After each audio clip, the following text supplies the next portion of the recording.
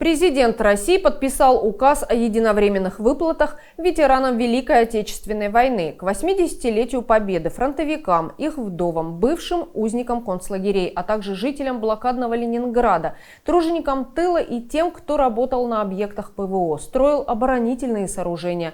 Выплатят от 55 до 80 тысяч рублей. По последним данным Интинского совета ветеранов, в нашем округе сегодня проживает 30 ветеранов, которым полагаются выплаты. Также из бюджета Республики Коми выделяется 20 миллионов рублей на ремонт квартир ветеранов региона. У нас в Инте еще проживают люди, которые связаны с войной 1941-1945 года. Участников боевых действий и инвалидов у нас нет. У нас последнего инвалида Сопина увезли на Украину, где он скончался. Но, однако, есть у нас люди других, категорий. Но все мы прекрасно знаем фамилию Щербань Валерии Тимофеевны. Это наша участница блокады. Внимание ей уделяется очень большое, но и сам по себе человек просто это вундер. Мы же сейчас опять 27 числа, день снятия блокады, опять у нее по времени будет целый день приходить к ней гостить, чествовать ее, но и Бог ей дает жизнь. И пускай она живет долго и радует и нас, и себя. Одна блокадница у нас проживает, Валентину Кузьминичну Пиенко дети забрали в Воркуту, и Журавлева забрали. Но они пока еще тоже живы, наши интинки, но они живы в других городах. Тружеников тыла у нас было человек 50. Сейчас в этом году очень много ушло людей. Годы 80, 85, 90, 95 лет. И сегодня у нас тружеников тыла осталось 18 человек. Они у нас все, мы их всех знаем, они у нас все под вниманием, посещаем их, ежегодно посещаем, поздравляем, приглашаем на наши мероприятия, которые проходят. Уже не все могут посещать. Кто еще ходит, дети приводят, а кто лежачий, мы к ним ходим. Депутаты ходят, мы ходим, и женсовет подключаем, все мы ходим. Блокадников я назвала, тружеников тыла назвала, 5 узников, малолетних узников немецких лагерей. Ежегодно в апреле месяце, по-моему, 19-21 есть день памяти, освобождение узников из немецких гетто, из немецких лагерей. В этот день мы обязательно посещаем этих людей, мы их знаем наизусть. 4 у нас ходячие, 1 у нас колясочница Калинина Вера Георгиевна, проживает на Куратова 30, там рядом 8-я школа, дети посещают ее, она тоже у нас не без внимания. И 7 вдов военных, умерших после войны.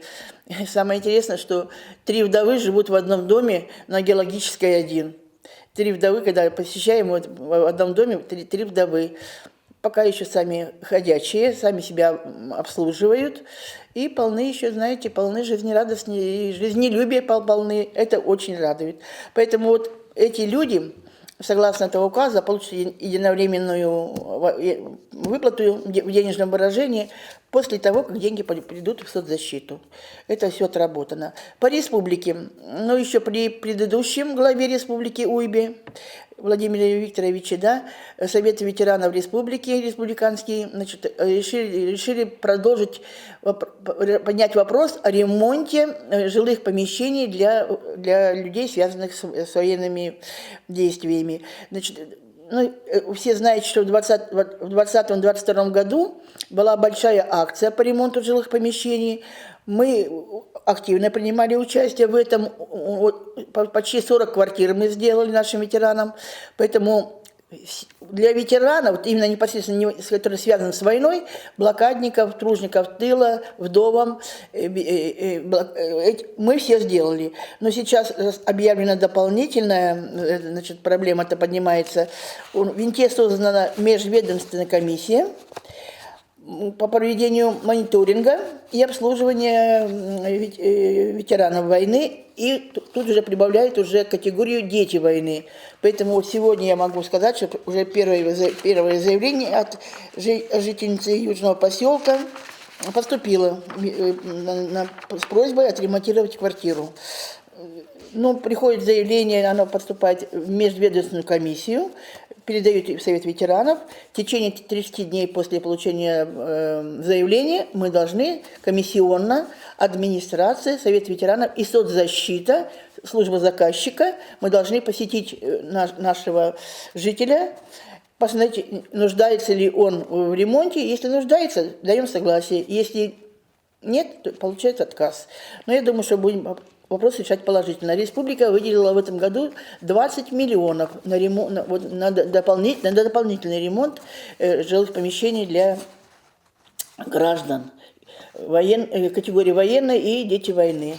Это, значит, документы уже у нас есть.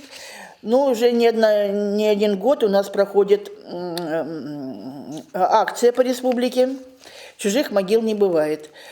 Ну, мы все жители города, мы часто посещаем наше кладбище, видим, что есть могилки очень заброшенные. Раньше стояла тумба металлическая, красная звездочка. Сейчас тумба на боку, звездочки нет, фамилия просто неизвестна.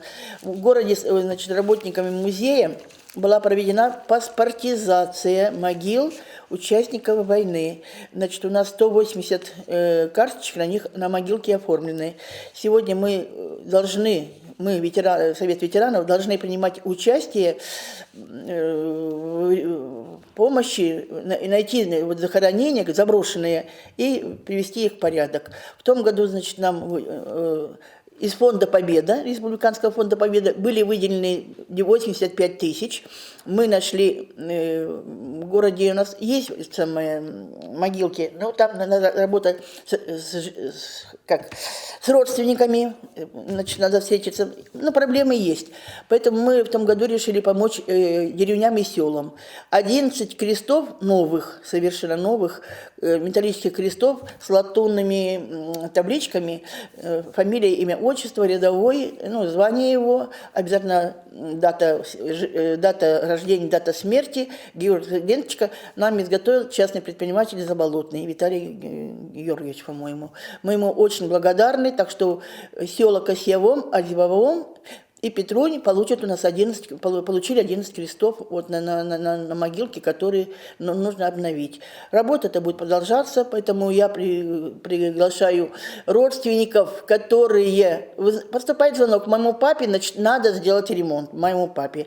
Но какие документы у папы есть? У папы должно быть удостоверение, что он служил, воевал, удостоверение участника войны, и с документами надо обращаться в музей. Это музейная работа, они, значит, собирают документы, и потом комиссионно мы тоже, значит, будем выходить, смотреть, нуждается ли же эта могилка в помощи, в ремонте, покраске, там, или крест, или памятник. Но памятник сейчас дорогое удовольствие, будем выходить на кресты, это тоже память, поэтому эта работа у нас ведется.